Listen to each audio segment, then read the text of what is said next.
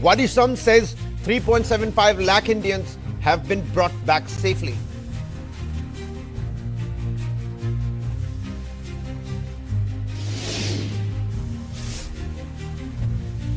Prime Minister Narendra Modi on the LPG crisis says domestic users are our top priority. Government's focus is to increase capacity building for LPG production.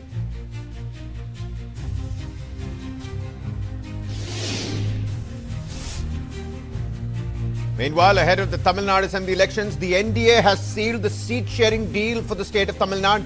BJP to contest 27 seats, PMK gets 18 seats and TTV Dinakaran's AMMK gets 11 seats for the April 23rd Assembly polls.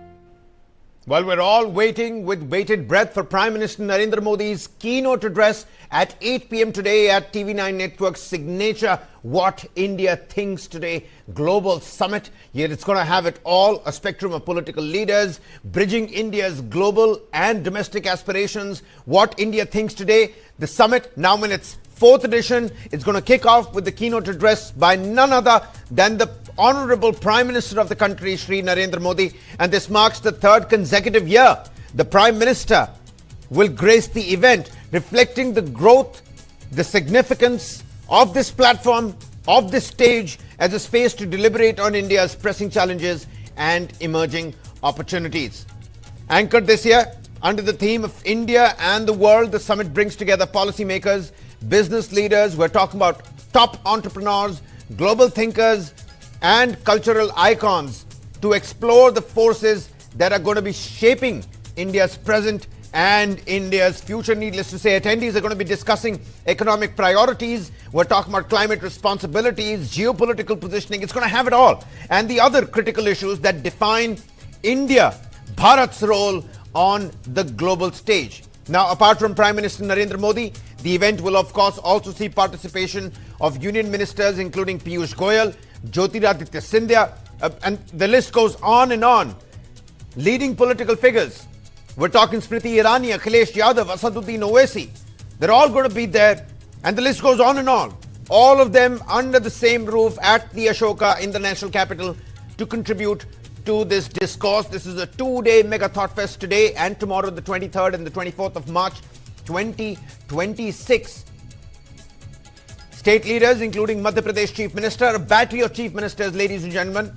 Mohan Yadav, Punjab Chief Minister Bhagwant Mann, Telangana Chief Minister Anumula Revanth Reddy, and Karnataka's Deputy Chief Minister D.K. Shivkumar. They're all going to be in attendance. Will join to provide regional perspectives on the Indian growth story.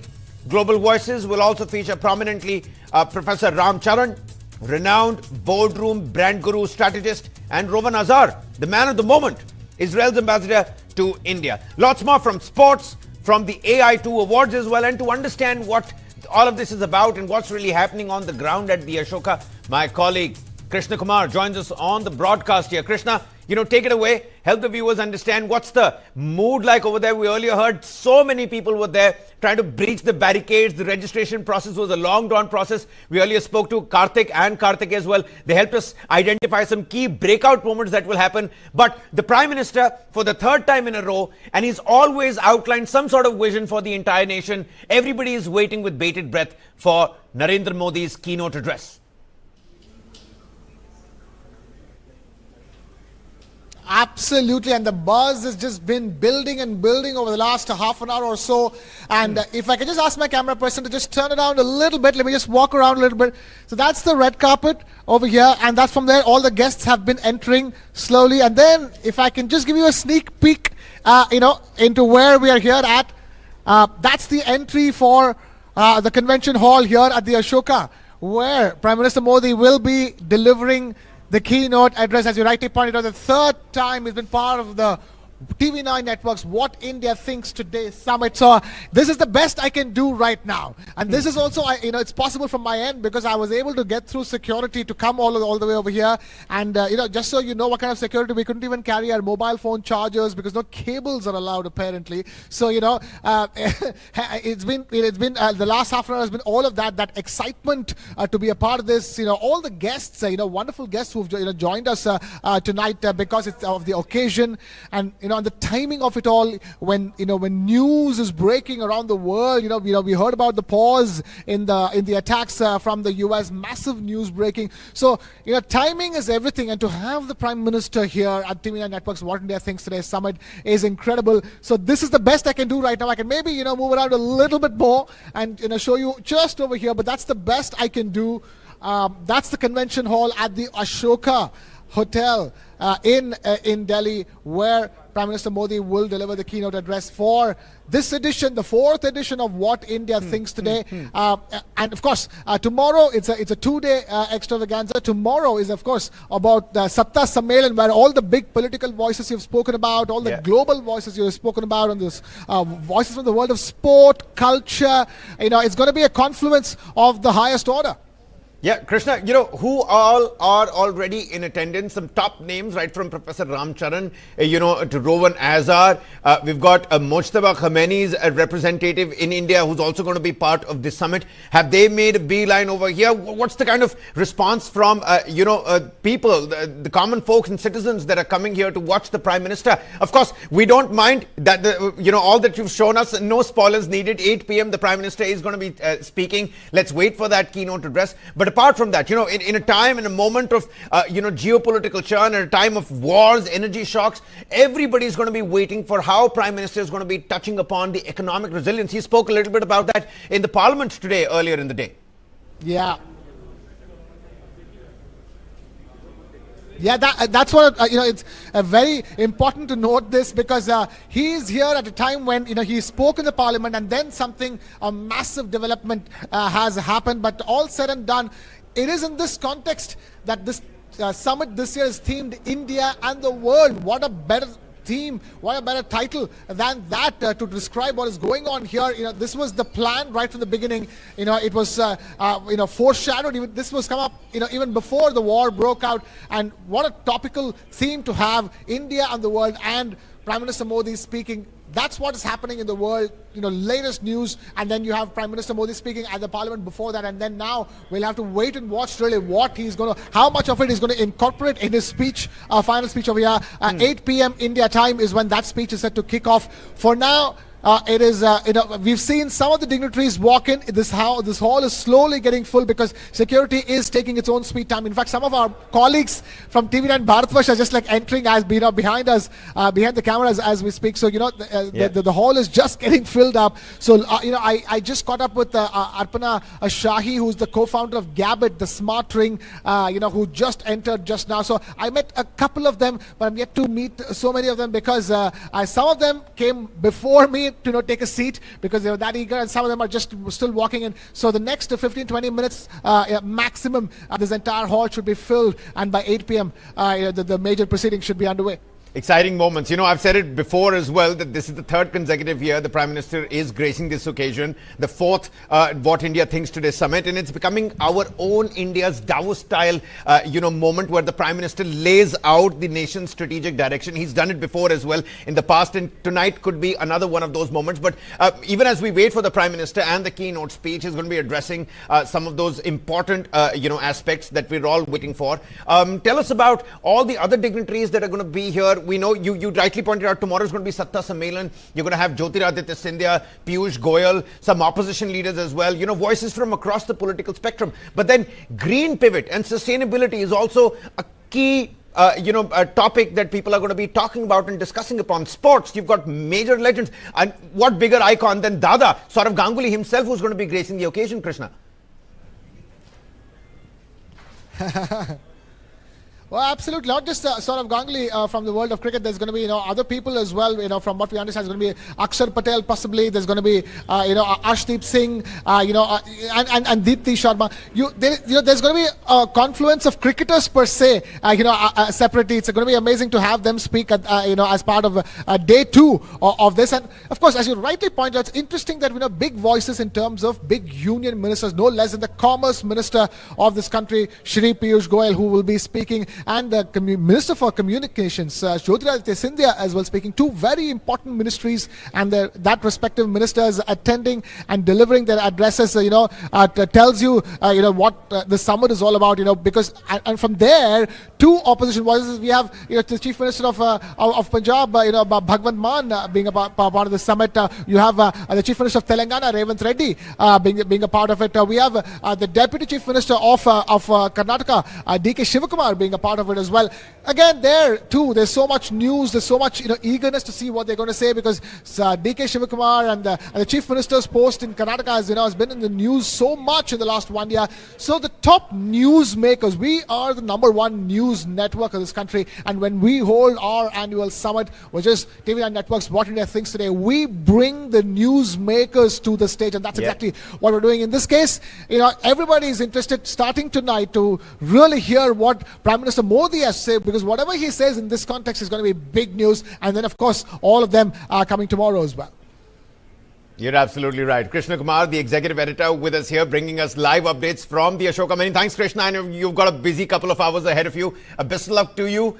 We're all going to be watching the Prime Minister's keynote address, and it says a lot about the network at large, the growing influence of the nation's largest and the leading news network, TV9 network. We're talking about the third consecutive year that the Prime Minister is gracing this occasion. Now, at the TV9 network's What India Thinks Today Summit 2026, and we're going to keep going back to Ashoka Hotel to bring you the actual mood on the ground and what it looks like ahead of the Prime Minister's keynote address. The central theme this year is India and the world. It captures the defining moment in India's global journey. And as the world navigates geopolitical tensions, economic uncertainty, and shifting power equations, India is emerging as a key global player, not just in economics, but in diplomacy, in technology, and strategic leadership. And at the summit, top policymakers, global thinkers, and industry leaders are coming together to discuss how India is reshaping its role on the world stage. We're talking about from supply chains and trade to now security and climate leadership, where the Prime Minister has played a key and pivotal role. The conversation is also going to be about how global events, from the very recent conflicts in West Asia to disruptions in energy and trade that we're seeing today, how are they directly impacting India, and how the country is responding with resilience and strategic clarity. With India positioning itself as the voice of the global south, a hub for innovation, and a major economic force, the focus is now on how it can balance national interests with global responsibility. This theme, the main overarching theme of What India Thinks Today, goes beyond your quiet diplomacy. It's about defining India's place in a rapidly changing world order. Here's a snippet. The global order is shifting. Power is no longer concentrated in one place. And India is moving into a different role. Not just watching, shaping outcomes. Europe is watching closely. In trade, security, and supply chains. Because where India stands now will shape what comes next. India and the world. Now, at the Mega Thought Fest, the other key focus this year is green energy and India's sustainable future. And what a better time to talk about this when today there is so much of disruption that we're seeing, specifically in the gas oil supply chain. And as India pushes towards becoming a global economic powerhouse, the question of clean energy transition that's taken center stage, balancing growth with climate responsibility. And at the summit, you're going to have policymakers, industry leaders, and experts that will come together to discuss how India can accelerate its shift. We're talking from fossil fuels to renewable sources like solar, wind, and green hydrogen. And the conversation is not just about climate commitments. It's also about energy security, reducing import dependency, and creating new economic opportunities. India's energy challenge is pushing new ideas to the front. What was once waste is now being rethought as fuel. Second-generation ethanol is part of that shift. Cleaner, scalable, and built for local conditions. But ambition and scale don't always move together. Policy is pushing. Industry is testing. Because the real test is simple. The green pivot. But hey, one of the most compelling conversations is going to be around a critical business question: values versus valuation, building the business case. And in today's fast-paced startup and corporate ecosystem, companies are often judged by their valuation numbers. How big, how fast, how expensive? When the real question being asked at the summit is, can valuation be sustained without strong values at the core? Industry leaders and entrepreneurs are debating whether ethics, governance, trust, and long-term vision are being overshadowed by the race for high valuations and rapid growth. Because whilst valuation reflects market confidence, values will define the company's credibility, resilience, and long-term success. All right, then, I'm being told breaking developments vis-a-vis the West Asian sector. Donald Trump is speaking. Let's listen in. Their largest electric generating plants that cost over $10 billion to build. It's a very good one. There was no dearth of money. And one shot, it's gone. It collapses. Why would they want that? So they called. I didn't call. They called. They want to make a deal. And we are very willing to make a deal. It's got to be a good deal. And it's got to be no more wars, no more nuclear weapons. They're not going to have nuclear weapons anymore. They're agreeing to that. Any of that stuff, there's no deal. Have they offered to reopen the You said you want to get the enriched uranium. How are you going to get the enriched uranium? Are you going to It's very easy. If we have a deal with them, we're going down and we'll take it ourselves. Can I ask you, the Treasury lifted sanctions on Iranian oil that was out to sea. You criticized President Obama for giving Iran $1.7 billion. Well, I just want to have as much oil in the system as possible. And we don't even know if Iran gets that money. Frankly, I think it's very hard for them to get it. But you have ships that are out there that are loaded up with oil. Rather than keep it there, I would rather see it go to the system. Any small amount of money that Iran gets is not going to have any difference in this war. But I want to have the system be lubricated. Even $14 billion, you don't think helps them? Where's the $14 billion? Because the inflated price, they get $14 billion from the... I don't think they're getting the money. I could tell you, when this is all over, I will tell you who's getting the money. Mr. President, the Marines from California, given that it'll take them weeks to arrive, is the intention to police the strait or take cars? What are you talking about? Well, it's been reported that there are Marines that left California, left San Diego last week, at the end of the week. Why are they headed there now? Well, let me ask you this. If you were in my position and I asked you that question, do you really believe I'd give you that? It's a crazy question. Mr. President, we don't talk about strategy. Yeah? Another young woman was killed by an illegal immigrant. That was why they announced the Biden administration. Let in by Biden. Give a message for her family. It's devastating. These people were let in by Biden. We're getting them out. We're getting them out fast. That's why ICE is so important. They're doing such a good job. This animal, I saw the whole thing last night. They gave me a briefing. Came in through Joe Biden with his open door policy and his border czar, Kamala, who never saw the border. Never made one phone call. All the ICE people, you see, they all know me. Everyone knows me. They like me. I speak to them all the time. Didn't make one phone call during 4 years. She was the border czar to anybody on the border. Never went there. This person came in through the open door policy of Joe Biden, and we have others. We're taking them out by the tens of thousands. We're doing a great job, but it's a shame. They've hurt our country. Just remember this. Joe Biden and that gang of radical left lunatics, some very smart, but radical left and bad ideology, sick people. These people have hurt our country very badly. Are we directly talking with Iran? Those Iranian power plants. How is that different from what Russia... Well, that was Donald Trump before, setting on that voyage. He, in that press briefing, gave a couple of clues as to what's going to happen in this West Asian war. He says he's going to be taking the uranium himself. Once the deal is done, we're going to go inside and take it ourselves. No more war, no more weapons, and the biggest point, he wants more lubrication. Well, I think in the it's system. a lot different, and if you look at the nuclear weapons that they wanted to have, that they wanted to possess, a lot of things are different. I'm not a fan of what Russia's doing either, just so you understand, all right? But it's a lot different. You're talking about a country that has been evil for 47 years. They've been horrible.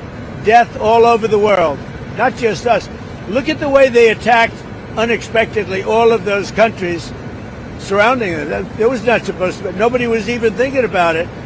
But they wanted to take over the Middle East, and they wanted to knock out Israel permanently. And if they had a nuclear weapon, they would have been able to do that. Mr. President, talking to Iran. Mr. President, do you know whether Joe Kent was leaking? Look, I'm not a fan of the guy. If you look at, and you never cover this, if you look at his truths or whatever he went on, if it's X or truth, if you look at his truths or his statements, he was all for everything. All of a sudden, he wasn't. He was a man that I met at Dover. He came and his wife was killed. He remarried fairly quickly. His wife was killed, and I felt badly for him. He ran for Congress, he lost. He ran for Congress again and he lost. I said, you know, he's a guy, nice guy, seemed like a very nice guy. I met him, he was pretty heartbroken, but I said, you know, it's a shame. He ran for Congress twice. Call him up, give him a job in the White House. Smart. They gave him a job in the White House, and this is what he does to me.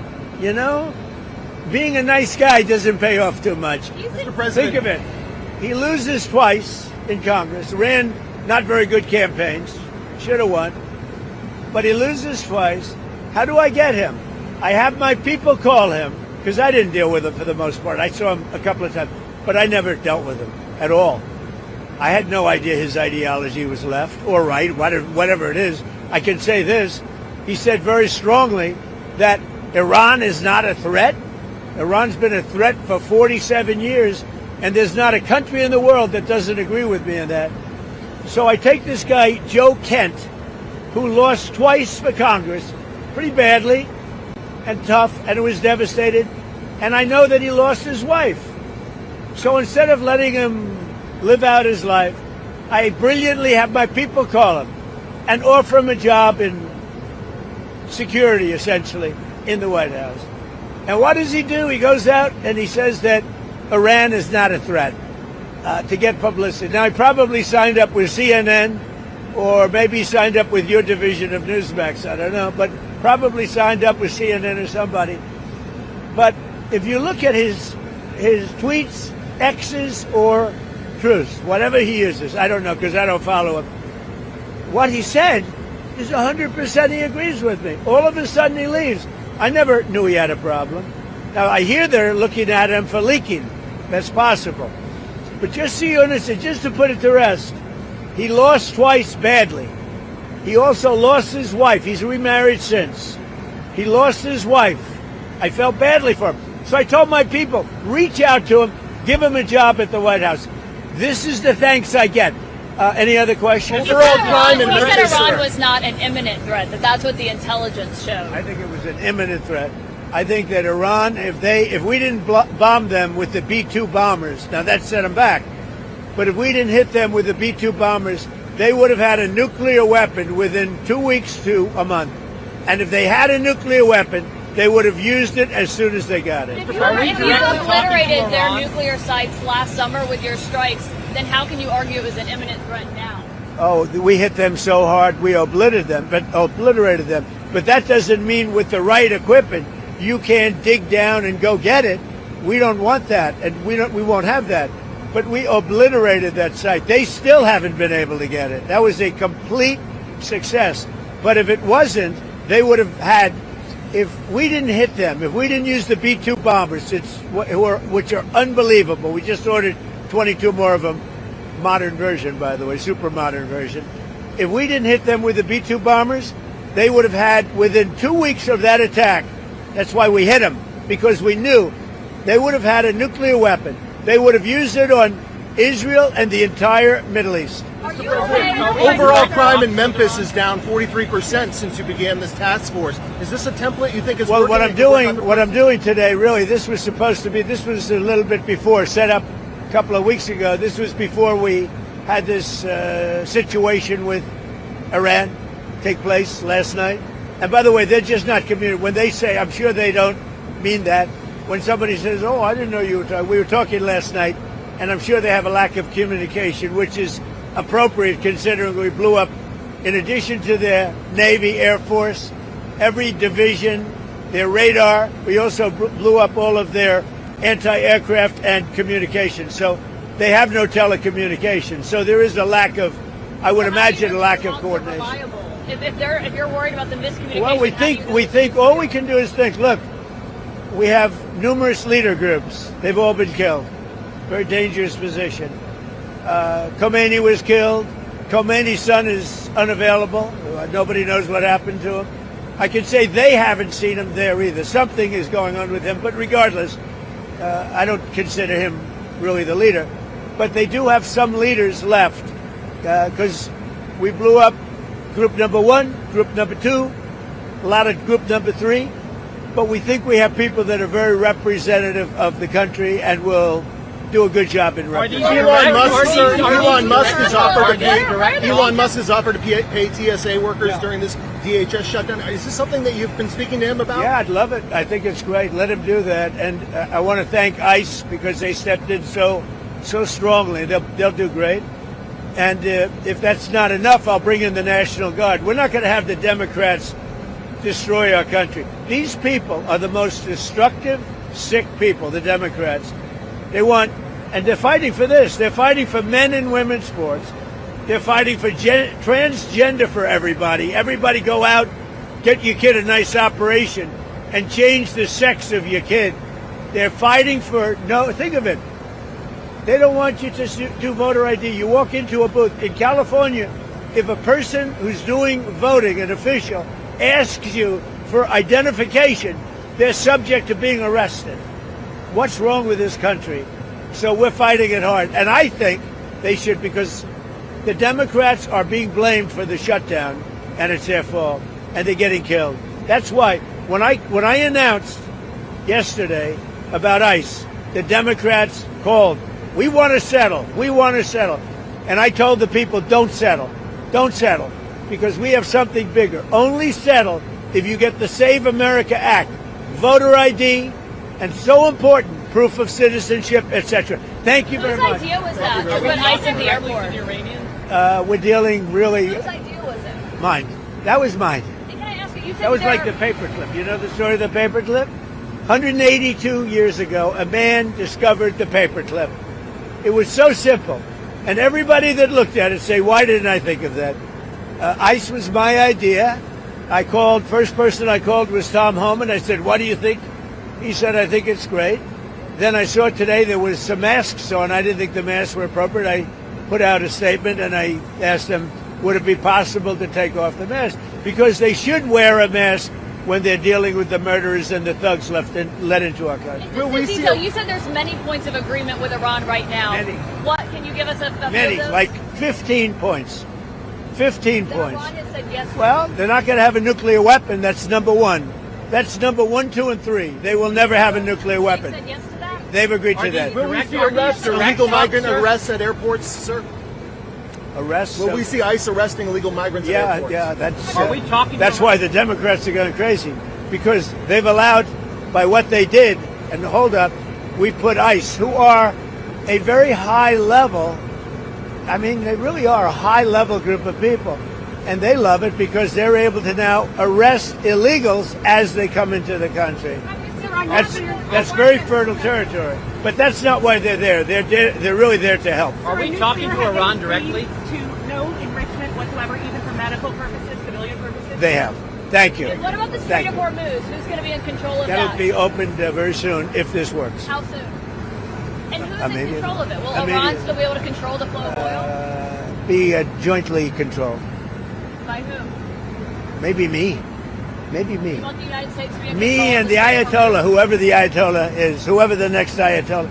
Look, and there'll also be a form of a very serious form of a regime change. Now, in all fairness, everybody's been killed from the regime.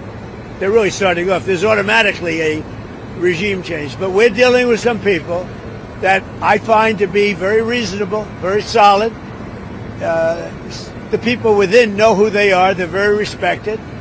And maybe one of them will be exactly what we're looking for. Look at Venezuela, how well that's working out. We are doing so well in Venezuela with oil and with the relationship between the president-elect and us. And maybe we find somebody like that in Iran. Are you considering any more options to lower the price of oil while these talks? The price of oil will drop like a rock as soon as a deal is done. I guess it already is today. No, we have a very serious chance of making a deal. That doesn't guarantee anything. I'm not guaranteeing anything. I'm not going to come out here in a week or 2 weeks and have you all say, oh, you said. I didn't say anything. All I'm saying is we are in the throes of a real possibility of making a deal. And I think if I were a betting man, I'd bet for it. But again, I'm not guaranteeing anything. They want to make a deal very badly. Thank you. What changes would you like to see in DHS under Mark Wayne Mullen? Well, he's going to be fantastic. He'll make his own change. He's already given me a list of people he wants to bring. He's a fantastic guy. I think he's just the right guy. You all know him. He's a very open, smart guy, very successful actually in business, which people don't know. And he's a friend of mine. I think Mark Wayne is going to be fantastic. Thank you. Are these direct talks for Iran? on the plane crash that happened Terrible. They made a mistake. It's a dangerous business. That's terrible. Thank you. Well, the U.S. President Donald Trump speaking to the media right below the Air Force One on the tarmac, specifically focusing on Iran and how the regime change is going to take place. He says it's going to be jointly controlled by the Ayatollah, and it could maybe be him. That's what he's saying. But some other important points that he spoke about was that they will never have a nuclear weapon. That's point number 1, 2, 3. He spoke a little bit about Joe Kent, the former National Anti-Counter-Terrorism chief, and he said that they do want to make a deal. There's going to be no war and more lubrication and oil into the system. Maybe a pleasant sign for all the gas and oil that's been choked up at the Strait of Hormuz. Well, time for a quick commercial breather here. Top developments right on the other side, and the Prime Minister's keynote address at the What India Thinks Today Summit at 8 p.m. Don't go anywhere.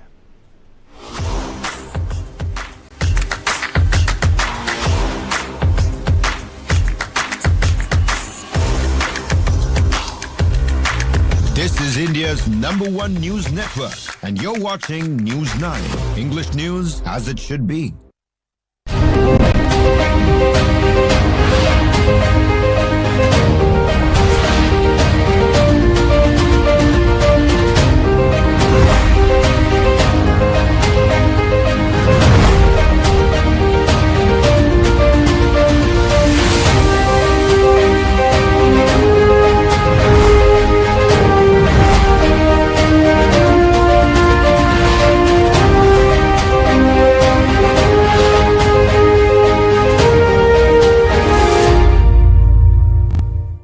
Co-powered by Tata Motors Commercial Vehicles, Better Always. Sustainability partner Jackson, powering a sustainable future. GCC partner, enabling you to shape a better tomorrow. Education partner, KL Deemed to be University. Tourism partner, International Film Festival Delhi by Delhi Tourism. State partner, Uttarakhand Government, Punjab Government, Haryana Government, Madhya Pradesh Government, Uttar Pradesh Government. Associate sponsor,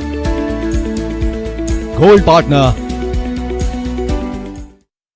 हमें स्वस्थ रखने वाली सारी चीजें ज्यादातर शुद्ध होनी चाहिए। सूर्य की किरणें और स्वच्छ पानी, वैसा ही है लाइन अरेबियन डेट्स। और अब लाइन लाइना डेट्स, इसमें फाइबर्स और विटामिन भी कुदरती हैं, जो देता है स्वास्थ्य भी कुदरती। लायन लाइना premium dates.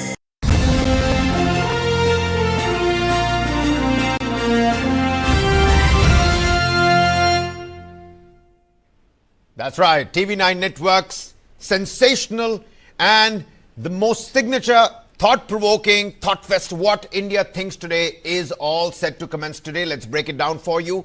It's going to happen in the national capital on the 23rd and the 24th of March. And the summit, now in its 4th edition, will kick off with a keynote address by the Prime Minister of India, Narendra Modi. This marks the 3rd consecutive year the Prime Minister will be gracing the event, reflecting the growing significance of the platform as a space to deliberate on India's pressing challenges and the emerging opportunities.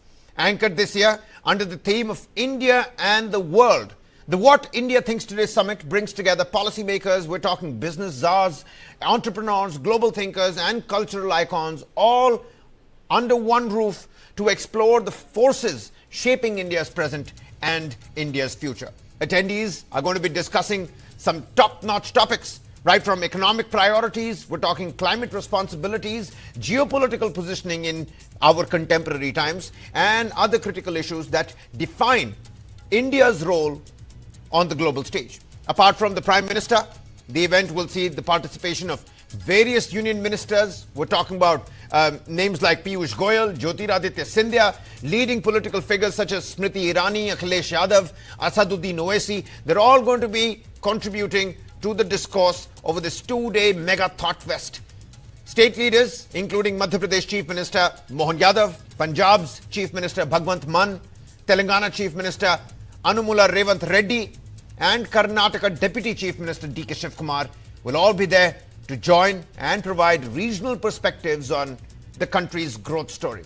Global Voices will also feature prominently Professor Ram Charan, renowned boardroom strategist, and Ruven Azar, in the current time, Israel's ambassador to India, and what he thinks about the summit. All of them bringing international insights to the conversations taking place under one roof at the Ashoka in the national capital, where this mega thought fest is going to commence shortly from now with the keynote address by none other than Prime Minister Modi himself. Now, cultural icons. We've got a big list of the who's who that are going to be attending this mega thought fest. Indian poets Kumar Vishwas and Nilesh Misra, as well as Yoga Guru Ramdev, all there to enrich the summit with their unique perspectives. And sports will also be a big highlight of the event. We're talking cricketing legend Saurav Ganguly, Dada, along with young stars Akshar Patel, Arshdeep Singh, that are going to be joining discussions on sports, on leadership, and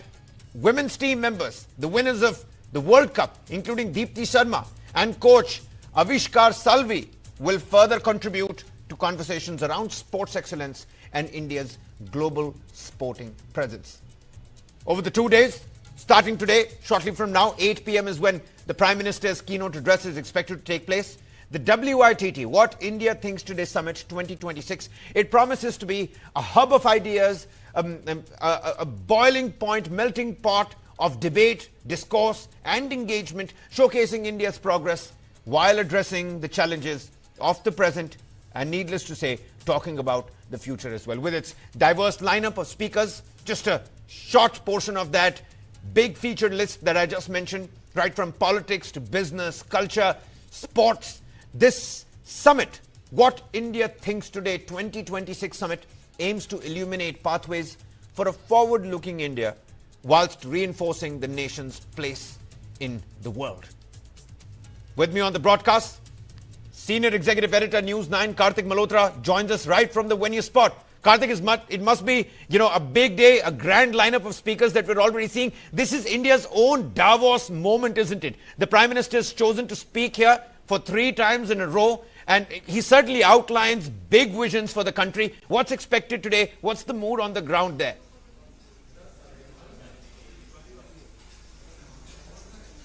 Hey Kabir, yeah, thank you so much. And I think the mood on ground is absolutely electric. In fact, the venue is yet to be opened, but the crowd outside is absolutely overwhelming. We've got about 500-600 people comfortably is what I saw. And of course, they're all queuing up to cross through those barricades and come inside the venue, all waiting for that big moment when Prime Minister Narendra Modi is going to deliver the summit keynote address. Remember, it comes at a very, very pivotal point. It comes at a time when we are discussing India and the world, and that is absolutely central central right now. The fine line, the diplomatic and strategic fine line that the Prime Minister has towed all this while, given all that we are seeing in the world, given all that we are seeing unfold in the world, is something that we will want to hear firsthand from the Prime Minister as well. And it's going to be absolutely, worth waiting for and watching as to what eventually unfolds at 8 p.m. today. And that is when Prime Minister Narendra Modi will be here at TV9's annual mega thought fest, What India Thinks Today. And of course, all eyes are going to be glued on TV screens across our entire network, from TV9's Bharatvarsh to all our regional language channels, as well as News9, which is where Prime Minister Narendra Modi will be live. And that is what everybody here is waiting for right now. The broadcast is going to be international. You absolutely, hit the nail on the head over there, Karthik. At a time of wars, at a time of energy shocks, global uncertainty, the Prime Minister's keynote is certainly going to be touching upon India's economic resilience. And the Prime Minister has used this very stage, What India Thinks Today Summit, this stage earlier, to outline big national ideas. And I think tonight's going to be the same. We're going to be hearing, the big global positioning of India as well. I can see the managing editor of News9, Karthikeya Sharma, over there as well. Karthikeya, your thoughts on the big lead up to the Prime Minister's keynote address?